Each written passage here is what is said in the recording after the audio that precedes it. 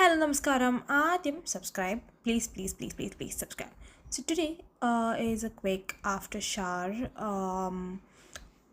makeup എന്ന് പറയാൻ പറ്റില്ല, ഒരു after shower skin care. So I have already applied my sunscreen moisturiser. ഞാൻ ലാസ്റ്റ് കാണിച്ചു തരാം.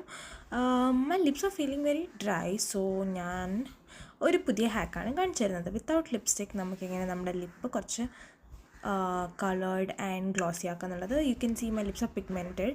അപ്പോൾ ലിപ്സ് നല്ല പിഗ്മെൻറ്റഡ് ആണ്. So what I do is, എൻ്റെ മാസിൻ്റെ ലിപ്പ് ലൈനർ അത് വെച്ചിട്ട് ഞാൻ ലിപ്സ് ഓവർലൈൻ ചെയ്യും. This is my favourite lip liner. ഞാൻ എല്ലാ വീഡിയോയിലും പറയാറുണ്ട്, it is always my favourite. So ഞാൻ സ്ട്രഗിൾ ചെയ്യാണ് ക്യാമറ വെച്ചിട്ട്, ബിക്കോസ് എൻ്റെ അടുത്തൊരു സ്റ്റാൻഡില്ല. അതുകൊണ്ട് ഞാൻ കഷ്ടപ്പെടുകയാണ്.